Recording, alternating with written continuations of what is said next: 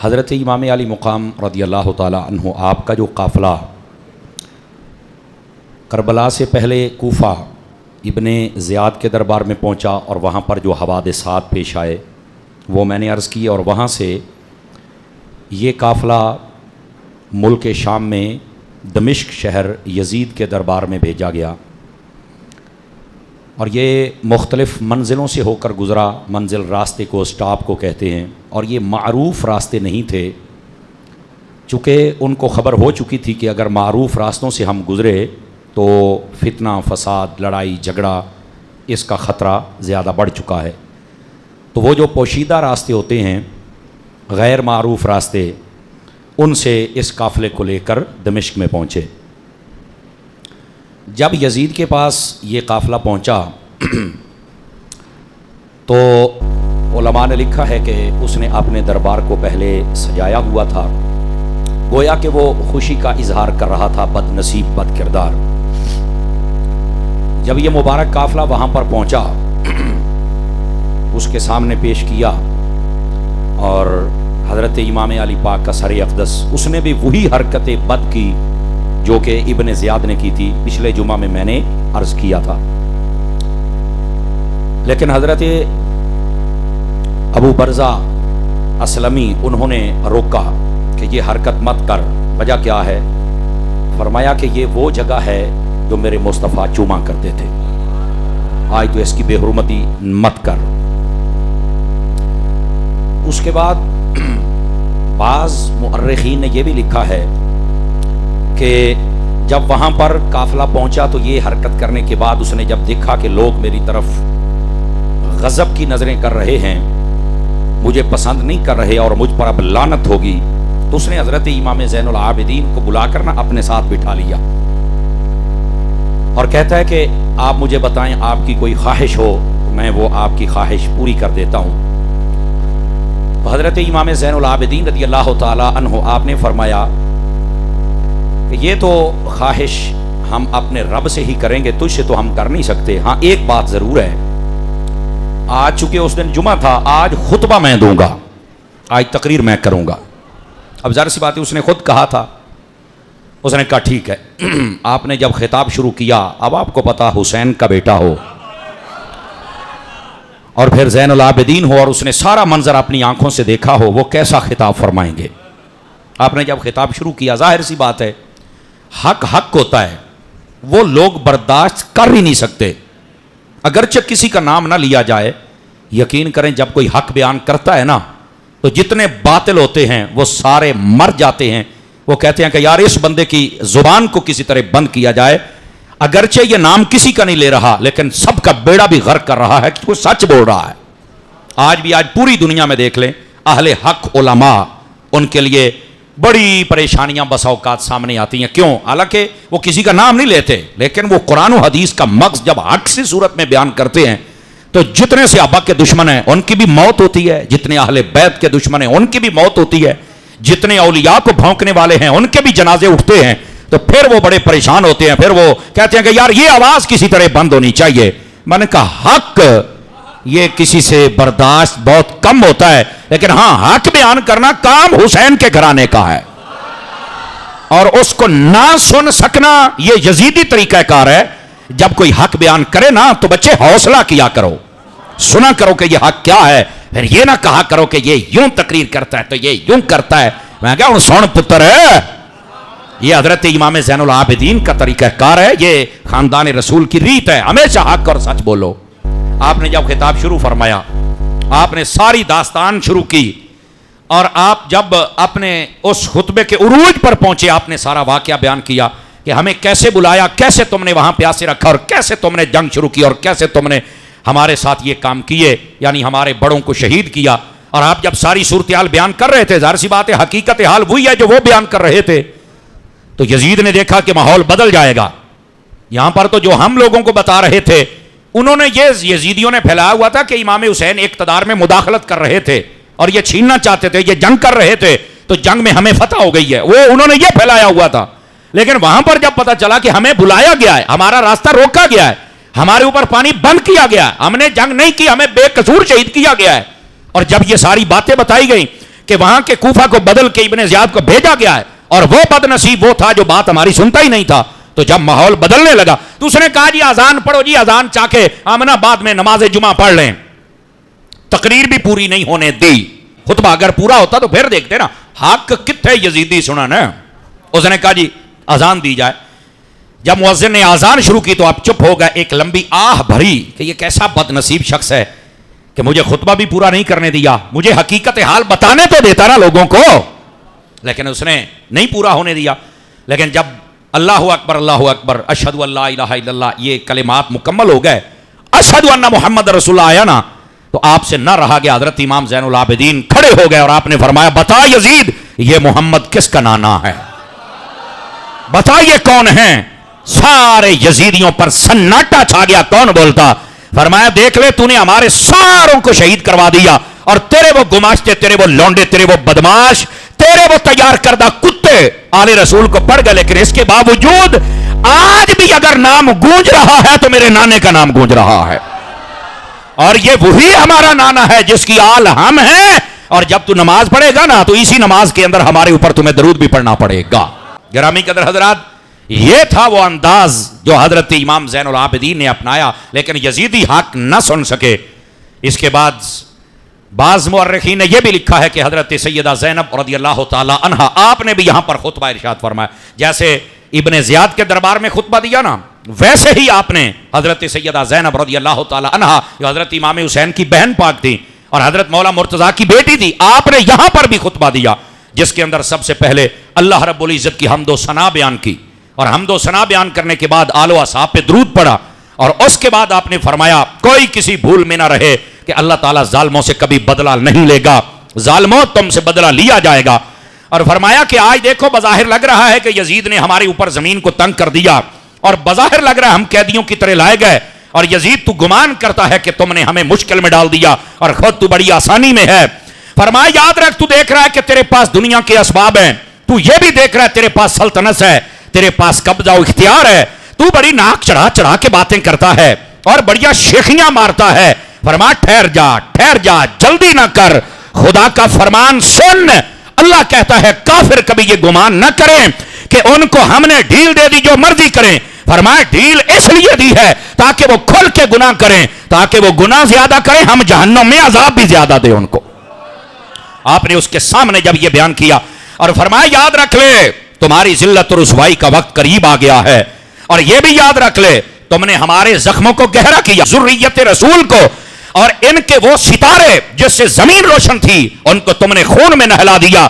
بظاہر یہ لگتا ہے کہ تم نے ہماری نسل کو ختم کر دیا، پر یاد رکھ ان قریب تیرا یہ انجام ہوگا، اور یہ بھی یاد رکھ اس موڑ پر تمہیں کھڑا ہونا پڑے گا، اور یہ بھی یاد رکھ اس وقت تو کبھی پسند نہیں کرے گا تیرے ساتھ ایسا ہو، لیکن تیرے ہاتھ شل ہو جائیں گے، تیرے پاؤں برباد ہو جائیں گے، تیرا جسم برباد ہو جائے گا۔ اور میری دعا ہے اللہ تبارک و تعالی ہمارا جیسے حق کا ساتھ دیا ہے ہمارے اوپر رحمت فرمائے، ظلم کرنے والوں کو برباد کرے، ان سے انتقام لے، جنہوں نے خون بہایا انہیں بھی برباد کرے، جنہوں نے قتل کیا اللہ انہیں بھی برباد کرے، جنہوں نے ہمارے قتل میں ساتھ دیا اللہ انہیں بھی برباد کرے۔ اور فرمایا ان قریب تو اللہ کی بارگاہ میں آئے گا اور تیری گردن پر آل رسول کے خون کا بوجھ ہوگا، اور فرمایا یہ یاد رکھ قیامت والے دن جب تو جمع ہوگا تو ہمارے سامنے ہوگا، تو منہ دکھانے کے قابل نہ ہوگا۔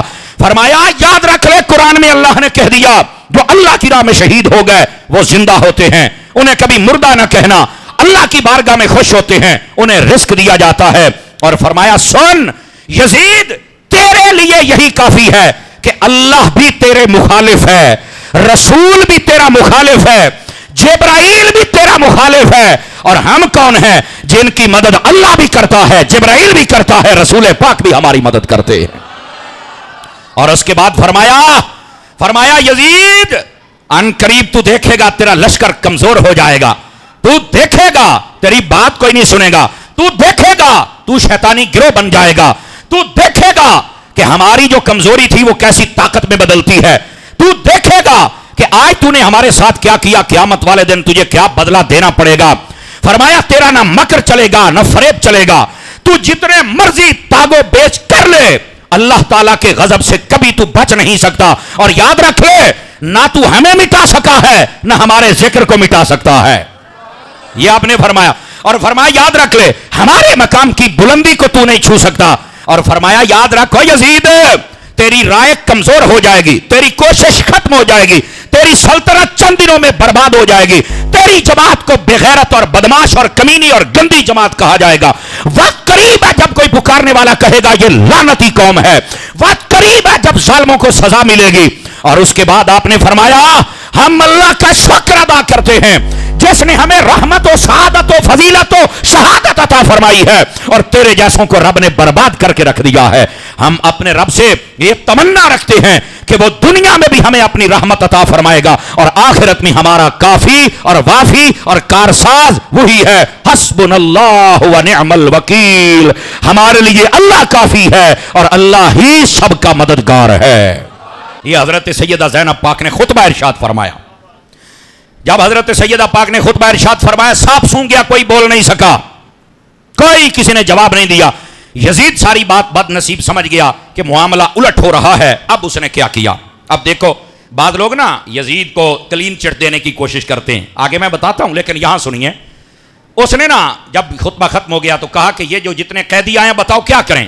وہاں پر جو اکثریت یزیدیوں کی بیٹھی تھی انہوں نے کہا ان کو بھی قتل کر دیا جائے, جو ہونا تھا ہو گیا لیکن ان کو قتل کر دیا جائے.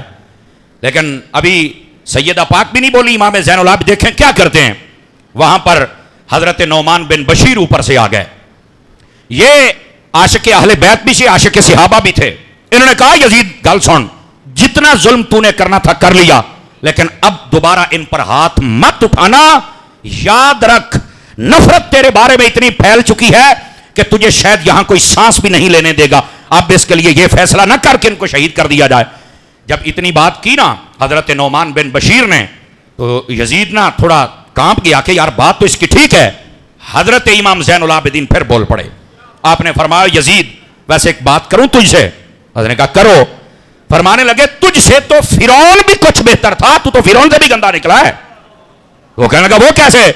فرمایا جب حضرت موسیٰ و ہارون کو پکڑ لیا تھا نا فرعونیوں نے, تو فرعون نے پوچھا تھا اپنے فرعونیوں سے بتاؤ میں کیا کروں, تو انہوں نے کہا تھا کہ ان کو قید خانے میں ڈال دیا جائے اور بعد میں ان کو چھوڑ دینا. سمجھ آئی؟ یہ قرآن مجید میں موجود ہے. قالوا ارجہ واخاہ وارسل فی المدائن حاشرین, یہ قرآن مجید میں موجود ہے. ٹھیک ہے. اور انہوں نے دوسری آیت میں کہا قالوا لہ ارجہ واخاہ ولا تقتل, کہا کہ ان کو جیل میں ڈال, ان کے بھائی کو جیل میں ڈال لیکن ان کو قتل نہ کرنا. اور کہا تجھ سے تو فرعون اور فرعونی اچھے ہیں کہ انہوں نے بھی کہا تھا ان کو قتل نہ کرنا, ان کو قید میں رکھو اور بعد میں چھوڑ دینا. اور تم تو فرعون سے بھی گندے نکلے ہو اور فرعونیوں سے بھی تم گندے نکلے ہو.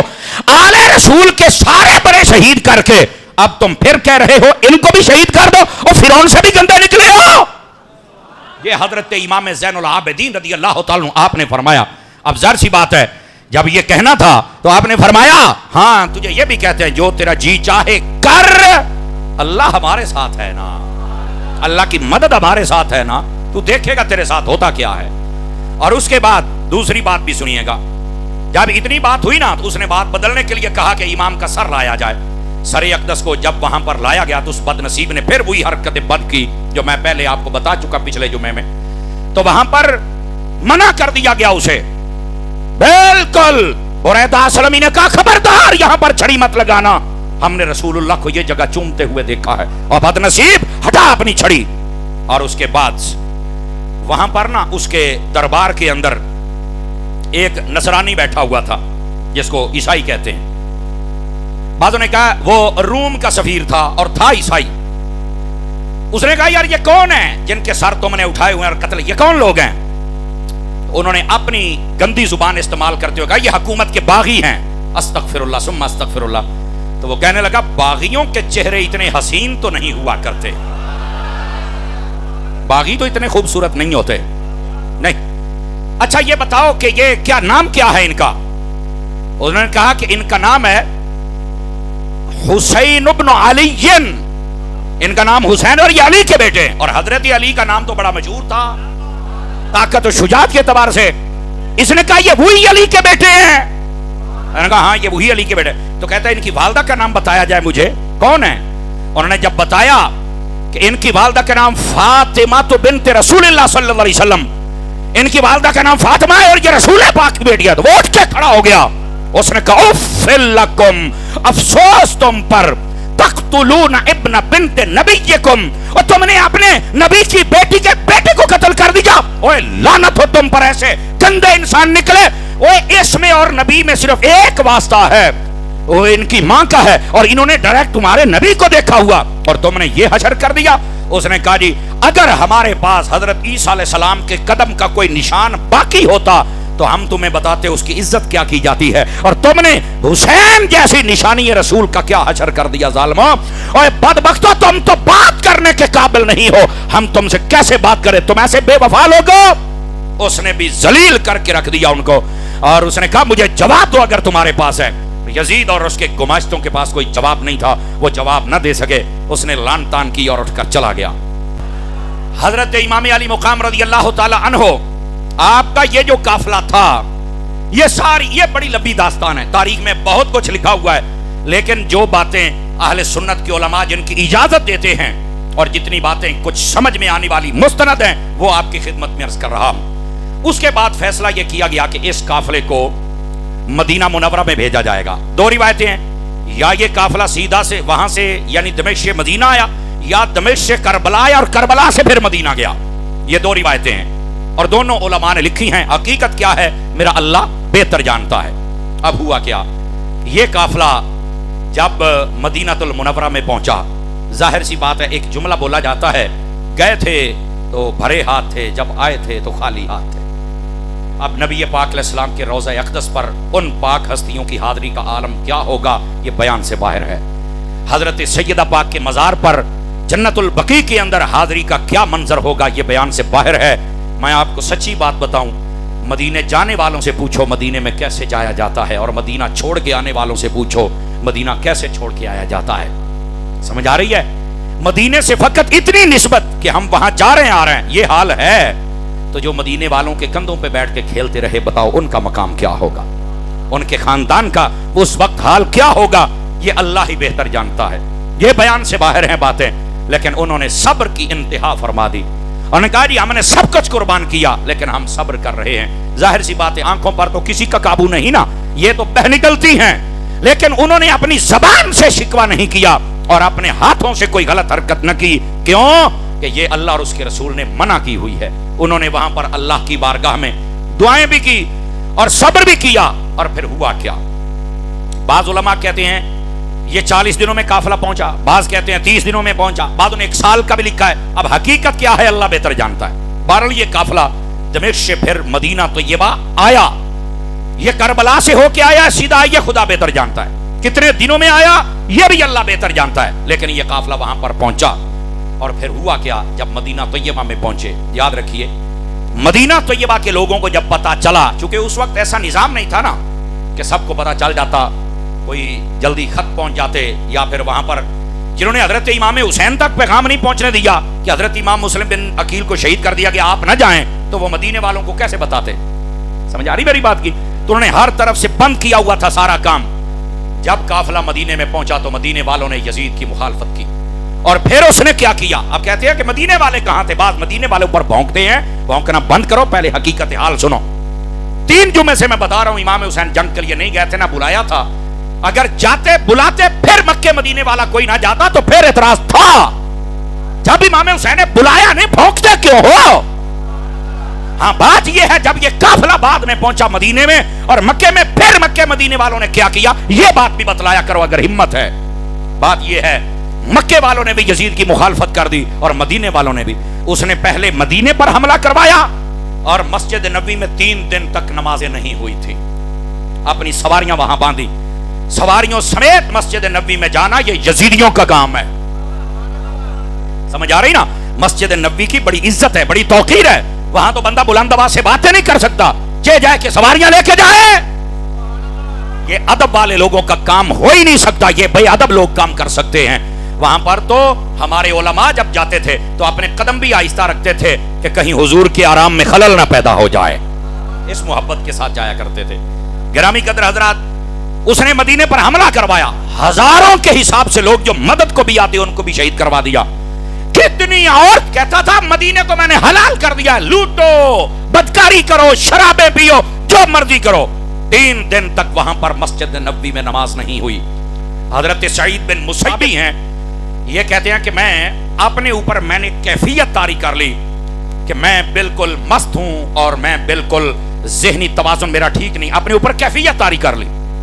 मुझे जब भी कोई बात करता तो मैं ऐसा आगे से करता कि लगता कि ये मस्त है, मलंग है, साईं है, झल्ला है। ये जो बातें होते ये आपके समझाने के लिए कह रहा हूं, समझ आई? यानी वहां किताबों में लफ्ज़ मौजूद है कि मैंने अपने ऊपर जनून को तारी कर लिया। मजनू जिसको कहते हैं, हमारे यहाँ मस्त, मलंग, साईं, झल्ला कहते हैं। तो कहते हैं मस्जिद नबी में रहा, लेकिन 3 दिन तक। अगली बात जो की वो बड़ी सुनने वाली है। वो कहने लगे बात ये थी, जब भी नमाज का वक्त होता था रोज़ा रसूल से आजान की आवाज भी आती थी और तकबीर और नमाज की आवाज भी आती थी। गिरामी कदर हजरात, सईद बिन मुसैयब कहते हैं, और अब भी अभी लोग कहते हैं नहीं जी या नबी सलाम अलैका ना कहा करो, वो नहीं सुन सकते, वो मर के कब्र में चले गए। मैंने कहा तेरा होगा जो मर गया होगा, हमारे तो जिंदा है ना, कल भी और आज भी। हमारी आंखें इस काबिल नहीं देख सके हैं, वो जिंदा, वो हमें देख रहे हैं अल्लाह की रहमत के साथ। अजीदा ने गिरामी कदर, वो कहते हैं कि उसने 3 दिन तक मदीने वालों के साथ ये हरकतें बद की।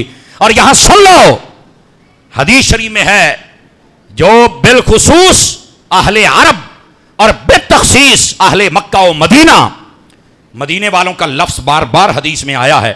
फरमाया जो मदीने वालों को तंग करेगा तो होगा क्या? टाइम खराब है। अच्छा, फरमाया जो मदीने वालों के साथ ये सलूक और हरकतें बद करेगा, अल्लाह ताला उसको ऐसे पिघाल देगा, ऐसे खत्म कर देगा, ऐसे गोल देगा जैसे नमक को पानी में रखकर गोल दिया जाता है और उसका नामो निशान बाकी नहीं रहता है। और फिर देख लो यजीद और यजीदी सारे कैसे गोल दिए गए, आज ना नाम है ना निशान है, बाकी तक नहीं है। तो ये मक्के और मदीने वालों का इमाम हुसैन के साथ इजहार मोहब्बत था। जब इमाम हुसैन ने बुलाया नहीं, जंग के लिए नहीं गए, तो इन पर इतराज नहीं। हां, जब पता चला कि उन्होंने ये ज़्यादती की है, इन सब ने यजीद की मुखालफत कर दी। अभी भी तुम कहो कि ये हुसैनी नहीं है, तो फिर तुम जैसे गंदे भी हुसैनी नहीं हो सकते हैं। अगर वो नहीं तो फिर तुम भी नहीं। मक्के वालों ने जब पता चला तो उसने मक्के पर हमला करवाया, खाना काबा के खिलाफ तक को आग लग गई। कहां बैठे हैं आप? ये यजीदी किरदार है। जब पूछा जाता ना किसी साहिब इल्म से कि आप बताएं यजीद का दौर कैसा था, तो कह रहे ऐसा बदनसीब था, पहले साल में कत्ले हुसैन का दाग उसको लगा, दूसरे साल में मदीना की बेहुरमती का दाग उसे लगा, और तीसरे साल में मक्का, और चौथे साल की इब्तदा में वो खिनजीर मर गया और तड़प तड़प के मर गया। हमेशा के लिए उसका नाम मिट गया और हुसैनियत का नाम हमेशा के लिए जिंदा हो गया। ये वाकया तो हो गया। काफिला मदीने में पहुंच गया। जो मदीने और मक्के वालों का किरदार था मैंने बताया, आप सब ने सुन लिया। लेकिन यहां पर अगली बात सुनिए, ये यजीद का अंजाम क्या हुआ? इसने इतना बड़ा काम किया, समझ आई ना? इमाम अली मुकाम रज़ी अल्लाह तआला आपके रफ़क़ा उनके कत्ल का हुक्म दिया, और फिर बाद के अंदर जब कत्ल हो गया तो इसने बड़ी चालाकी और मक्कारी की कोशिश की कि मैं बतलाऊं कि मुझे बड़ी तकलीफ है, ये नहीं होना चाहिए था। लेकिन नहीं नहीं नहीं नहीं, मैंने 7 वजूहात बयान करके बताया कि यजीद कसूरवार है। ये तो दरबार सजवा रहा था, ये तो छड़ियां मार रहा था, ये तो खुशी के शेर पढ़ रहा था, और सिर्फ ये लोगों की आंखों में धूल डाल रहा था कि मुझे बड़ी तकलीफ है। नहीं, अब इसने कुछ नहीं किया। कातिल ने इमाम हुसैन को कुछ नहीं कहा, क्योंकि उलमा ने क्या हुक्म इसने दिया हुआ था। अब क्या हुआ? यजीद, इसका अंजाम 2 रिवायतें उलमा ने बयान की हैं। एक रिवायत यह है, इसके पेट के अंदर बीमारी लग गई, आंतड़ियां गल गईं, और ये आंतड़ियां गल कर निकलना शुरू हो गई। वही बात, जो मदीने वालों को तंग करेगा, जो अरब को तंग करेगा और बिला वजह तंग करेगा, फरमाया अल्लाह उसको ऐसे घोल के रख देगा जैसे नमक को पानी में डालो तो वो घोल के रख दिया जाता, उसका नामो निशान नहीं मिलता। ये यजीद की 39 साल उम्र थी। 39 साल। हां, ये जिस्म के एतबार से मोटा भी था, लेकिन हुआ क्या, इस बदनसीब का जिस्म घुलना शुरू हो गया और ऐसी बीमारी लगी। तवज्जो मेरी तरफ रखिएगा, पानी मांगता था, पानी जब नहीं मिलता था तब भी चीखता था। उलमा ने ये लफ्ज ना लिखे, मैं जिम्मेदार हूं। और जब मिल जाता था तब ज्यादा चीखता था। क्यों? जब ये पीता था तो कहता था हाय मेरा सीना पानी ने चीर के रख दिया है। मैंने कहा खानदान रसूल पे बंद करवाएगा ना तो तुझे भी नसीब तो नहीं होगा ना। समझ आई ना? जो जैसा जुल्म करता है खुदा उसे वैसा मजाक चखाता है। और ये तो मुआमला हुसैन का था, ये तो आले रसूल का मुआमला था। اب ہوا کیا؟ علماء نے یہ لفظ لکھے ہیں، غور سے سنیے. کہا اس کی آواز پتہ کیسی نکلتی تھی؟ فرمایا ایسی آواز سے چیختا تھا، لوگ ارد گرد کے پوچھتے تھے کیا اس گھر میں کوئی خنزیر ہے جو خنزیر کی آوازیں نکال رہا ہے؟ وہ کہتے تھے واقعی یہ خنزیر ہے، چونکہ یہ وہ خنزیر تھا جس نے حسین کے قتل کا حکم دیا ہوا تھا. یہ ہے اس کا گندا انجام. اور اگلی بات، جب یہ مرا نا خنزیر، تو مرنے سے تھوڑی دیر پہلے اس نے اپنے بیٹے کو بلایا اور کہتا ہے میری جگہ تم حکومت سنبھال لو. اس نے کہا تو میرا باپ ضرور ہے لیکن یہ تیرے تخت پر میں نہیں بیٹھ سکتا. اس نے کہا کیوں؟ اس نے کہا تیرے تخت کے اوپر حسین کا خون لگ گیا ہے، یہ داغ ہے، میں لعنت بھیجتا ہوں ایسے تخت پر، میں نہیں بیٹھ سکتا. تو علماء نے لکھا ہے اس نے اپنی دونوں ٹانگیں اٹھا کے یوں زمین پر پٹکی کہ ہائے مجھ سے کیا ہو گیا. اس نے کہا اب تو جو ہونا تھا وہ ہو گیا، ذلت اور رسوائی اور دنیا و آخرت کی تباہی یہ تیرا مقدر ہے، تو ہمیشہ یہی عذاب میں گرفتار رہے گا اور میں تیری حکومت نہیں لے سکتا.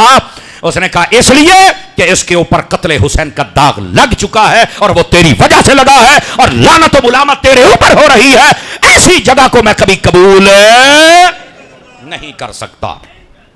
گرامی قدر حضرات، یہ بد نصیب تھوڑی دیر کے بعد مر گیا اور اس کے قریب گھر والے بھی نہیں آئے، گھر والے بھی بھاگ گئے. وہ جو خادم تھے، جو پرانے چمچے تھے بغیرت، انہوں نے اٹھا کر گڑھے میں اس کو دفن کر دیا اور بس جو اس کا حق ہے وہاں پہنچا. بس جو جہاں اس کا حق ہے، آپ سمجھتے ہیں کہاں پہنچا؟ سمجھ آئی نا؟ جنت کے سرداروں کو شہید کر کے جنت میں تو جا نہیں سکتا، تو پھر آپ کو پتہ یہ کہاں پہنچا. یہ لعنتی ازلی بدبخت اپنے ٹھکانہ اصلی کو پہنچا. اب ہوا کیا؟ توجہ میری طرف رکھیے. دوسری روایت یہ ہے کہ روم کی ایک لڑکی تھی، یہ اس کے عشق میں گرفتار ہو گیا اور اسے کہتا تھا کہ مجھ سے نا تنہائیوں میں آ کے ملا کرو. اس نے ایک دن کہا کہ جنگل میں آ جا، فلاں جگہ پہ میں آ رہی ہوں، تو وہاں پہ آ جا. وہ شراب اپنے ساتھ لے کے گئی، یہ دوسری روایت ہے. وہاں پر اس نے یزید کو بلایا اور اس نے اپنے گماشتوں کو کہا کہ میں صبح آ جاؤں گا. یہ جب وہاں پہنچا اس نے شراب پلائی، جب نشے میں دھت ہو گیا نا تو اس نے خنجر نکالا. اب دیکھو یار، جب اللہ بدلے لیتا ہے، آئے ہائے ہائے، اس نے خنجر نکالا، اس کے جسم کے ٹکڑے ٹکڑے کر دیے، لاش دیکھنے کے قابل نہ رہی. اور اس لڑکی نے پتہ کیا کہا؟ اس نے کہا تو مجھے کہتا ہے میں تجھ سے محبت کرتا ہوں، بڑی وفا کروں گا، میرے جیسا وفادار کوئی نہیں. اس نے کہا جہنم کے کتے، تو جب رسول پاک کے نواسے سے وفا نہ کر سکا تو میرے ساتھ وفا کیسے کرے گا؟ یہ دو روایات ہیں. یہ وہاں پر مر گیا اور کئی دنوں کر کتے، خنزیر، چیلیں اس کی لاش کو نوچتے رہے اور اس کے چمچے تلاش کرتے رہے. کہیں بھگاتے ہوئے گھوڑے جنگلوں میں پہنچے تو دیکھا ہے کہ جگہ کتے جمع تھے، تو انہوں نے دیکھا کہ یہاں کچھ لگتا ہے. دیکھا تو اس یزید کی لاش کو نوچ رہے تھے. اس کو کھینچ کر ایک گڑھے میں پھینک کر یہ واپس آ گئے. اور یاد رکھو علماء نے لکھا ہے کہ وہیں پر گڑھا نہیں بنایا گیا تھا، یہ شہر دمشق کے قریب ایک جگہ ہے، وہاں پر اس کو گڑھے میں پھینکا گیا. اور وہاں پر آج کل کیا ہے، آج کل یہ میں آپ کو بتلا رہا ہوں چونکہ میں تو وہاں سے ہو کے آیا ہوں نا، میں نے دیکھا ہے اس کی قبر جب تک وہاں، اب وہاں پر نا ایک کارخانہ ہے جس کے اندر کانچ کے برتن بنتے ہیں، اور آپ کو پتا ہے کانچ کے برتن ہوں وہاں پر آگ میں پکائے جاتے ہیں، ہمیشہ آگ جلتی ہے. نیچے اس کی قبر ہے اور اوپر آگ جل رہی ہے. اور جب تک وہ نہیں تھا تو اس کی قبر کے اوپر اینٹیں، روڑے، وٹے، لکڑیاں، جوتے لوگ مار کے جاتے تھے کہ یہ وہ خنزیر ہے جس نے امام حسین رضی اللہ عنہ کے قافلے کے ساتھ یہ کچھ قتل کروایا تھا. اس وجہ سے اس پر وہ کام ہوتا تھا. وہ اس کے مقدروں میں ہر چیز لکھ دی گئی، لیکن آج اوپر آگ ہے اور نیچے یزید کی قبر بنی ہوئی ہے اور کوئی وہاں روکنے والا نہیں. میں نے کہا روک بھی کیسے سکتے ہیں؟ مالکوں نے بتا دیا ہے جو جنت کے سرداروں کو نہ پہچان سکے، جا آگ تو پھر اس کو پہچان ہی لیتی ہے نا. سمجھ آئی؟ یہ یزید کا گندا کردار اور یہ یزید کا وہ انجام اور یزید کی یہ قبر ہے اور جس کے اوپر آج بھی آگ جل رہی ہے. اس لیے لوگوں کبھی بھی آل رسول کی دشمنی اپنے دل میں نہ رکھنا. اور یہاں یہ بھی سن لو، اصحاب رسول کی بھی مت رکھنا. سکون آل کے دشمن کو بھی نہیں ہے، سکون اصحاب کے دشمن کو بھی نہیں. خدا سب کو برباد کر دیتا ہے. اب آ جائیے ذرا کیا ہوا، باقیوں کا انجام کیا ہوا. بندہ تھا جس کا نام تھا مختار بن ابو عبیدہ ثقفی. مختار ثقفی اس کو کہتے ہیں. یہ وہ بندہ تھا جس کے گھر میں سب سے پہلے حضرت امام مسلم بن عقیل گئے تھے.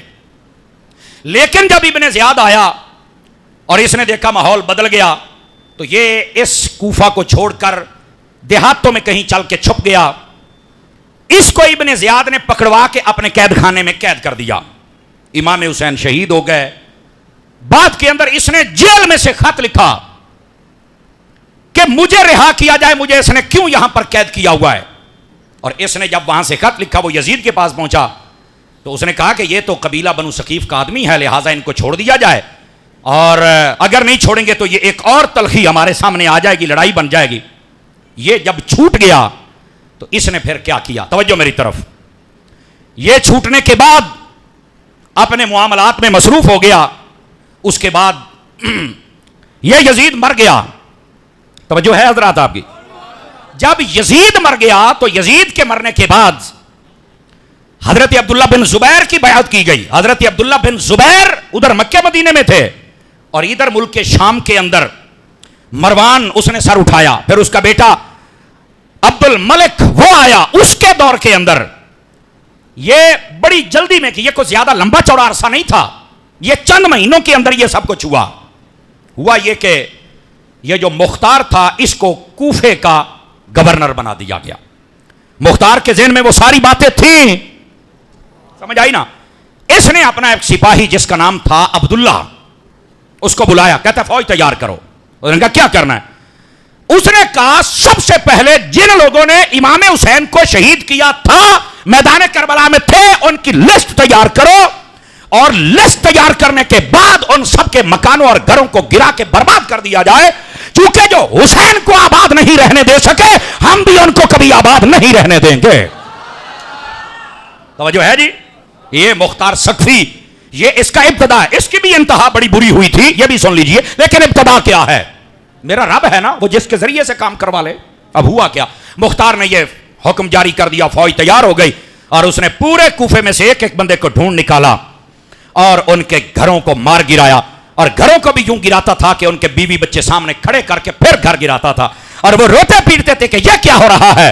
اس نے کہا یوں ہی تمہیں زینب بھی کہہ رہی تھی, سکینہ بھی کہہ رہی تھی, یوں ہی زین العابدین بھی کہہ رہے تھے, یوں ہی آل رسول بھی کہہ رہے تھے کہ تم ہمارے ساتھ کیا کر رہے ہو, اور ظالموں وہ وقت یاد کرو, ہم تمہیں نہیں چھوڑیں گے. اس نے ان کے گھروں کو گروا دیا. جب یہ برباد ہو گئے باقیوں کو اس نے پکڑ لیا. پھر اس نے کہا دوبارہ, ابراہیم اشتر نامی ایک شخص تھا, اس کو کہا لسٹ تیار کرو اور پکی رپورٹ لو کہ جس نے میدان کربلا میں خاص امام پاک رضی اللہ تعالی عنہ ان کے ساتھ ظلم و زیادتی کی وہ کون ہے. اس نے نا تقریباً 30 کے قریب نام تیار کیے, 30 کے قریب پکی رپورٹ. اس میں کیا تھی؟ کہتا جی جو یزیدیوں کی لسٹ ہے ان میں سے پہلا شخص جس کا نام مالک بن نصر تھا, اس نے حضرت امام علی مقام کے سر اقدس پر تلوار کا وار کیا تھا, کہا اس کو بھی پکڑو. دوسرا حرملہ بن کامل, یہ وہ ہے جس نے شہزادہ علی اصغر رضی اللہ تعالیٰ کو پانی دینے کے بجائے تیر مارا تھا, کہا اس کو بھی پکڑو. حکیم بن طفیل, یہ وہ ہے جس نے امام علی مقام کی پیشانی پر نیزہ مارا تھا, کہا اس کو بھی پکڑو. چوتھا بندہ خولی بن یزید, یہ وہ ملعون ہے جس نے امام علی مقام کے سر اقدس کو نیزے پر چڑھایا, کہا اس کو بھی پکڑو. پانچواں بندہ عمرو بن حجاج, یہ وہ ہے جو نہر فرات پر نگران تھا اور کسی کو پانی نہیں آل رسول کو بھرنے دیتا تھا, کہا اس کو بھی پکڑو اور باندھو ان سب کو. چھٹا بندہ شمر ذل جوشن منحوس, یہ وہ ملعون ہے جس نے زخموں کی حالت میں چور چور پا کر کربلا کے میدان کو امام علی پاک کے سر کو تن سے جدا کر دیا تھا, یہ تھا سر کاٹنے والا, کہا اس کو بھی پکڑو, باندھو اس کو.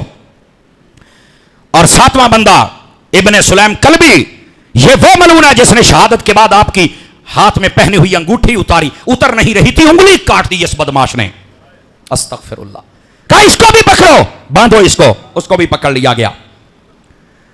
آٹھواں بندہ زید بن وقاد, یہ وہ ملعون ہے جس نے آل رسول کے کئی شہزادوں پر حملے کیے, کہا اس کو بھی پکڑو. عامر بن سبی, یہ وہ تھا جو بڑھ چڑھ کر حملہ کرتا تھا تو صرف آل رسول پہ کرتا تھا, فرمایا اس کو بھی پکڑو. اور اس کے بعد 10واں بندہ قیس ابن اشعث, یہ وہ ملعون ہے جس نے شہادت کے بعد امام پاک کے جسم کے کپڑے بھی کھینچ لیے تھے جو کندھے کے اوپر پہنے ہوئے, کندھے کے لفظ موجود ہیں.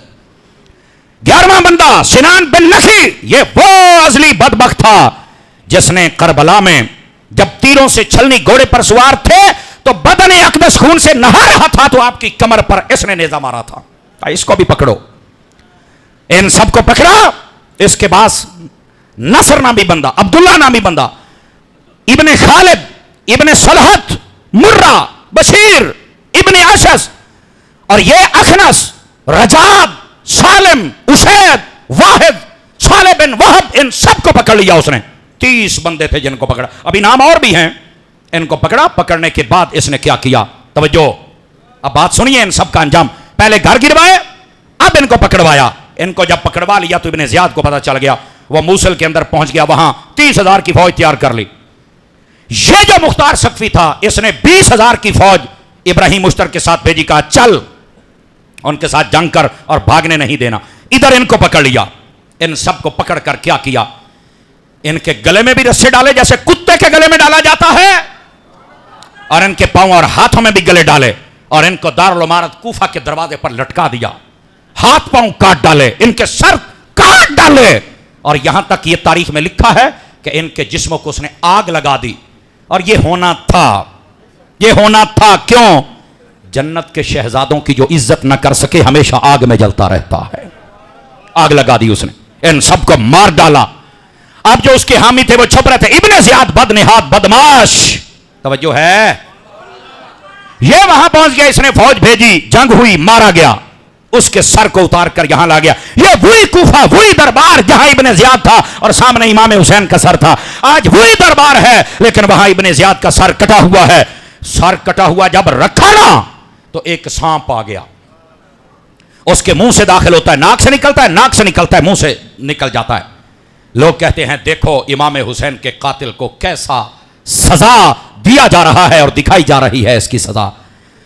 وہاں پر جو ابن سعد تھا، یہ جو میدان کربلا میں تھا ابن سعد، یہ نہیں مل رہا کسی کو، اور مختار کہتا ہے ابن سعد کدھر ہے؟ کہا پتہ نہیں، ڈھونڈو۔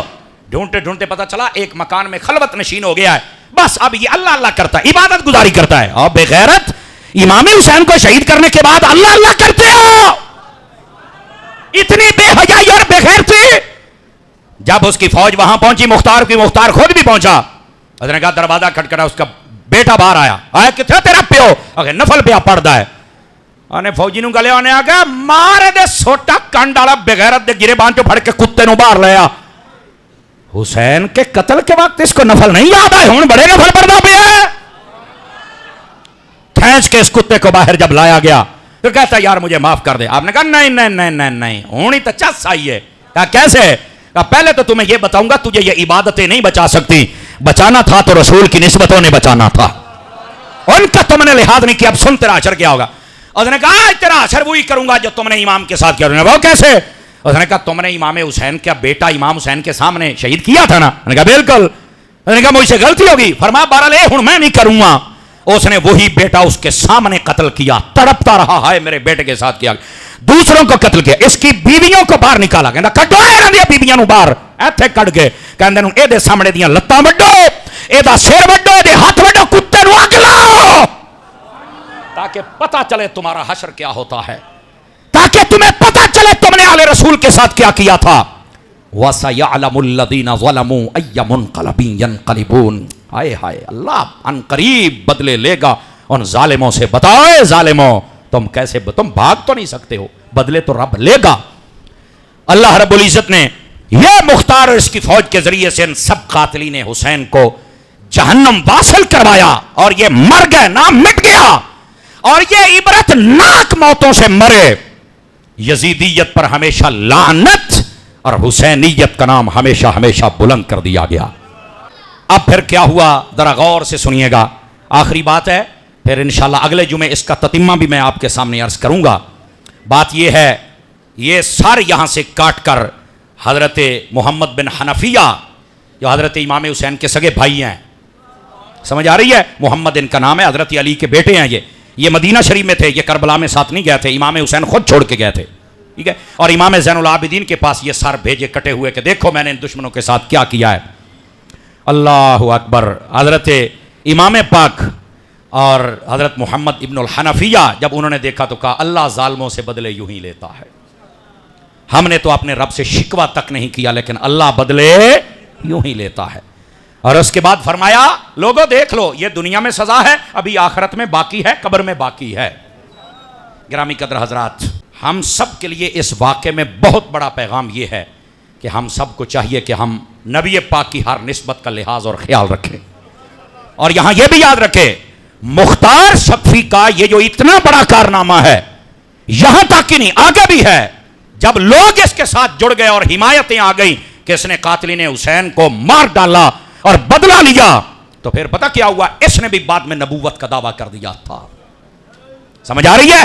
یہ بعض لوگ کہتے نہیں میں نے ایک کی بات سنی قسم خدا کی میں حیران ہو گیا, کہنا نہیں جی سانو نہیں پتا انہیں بعد کی کیتا ہے, آل رسول دا بدلہ لیا سانو تو چنگا لگتا ہے.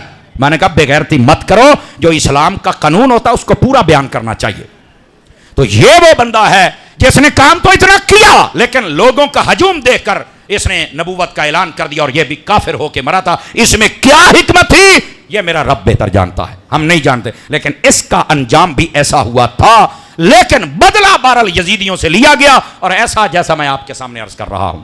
اللہ کریم ہم سب کی حاضری قبول فرمائے.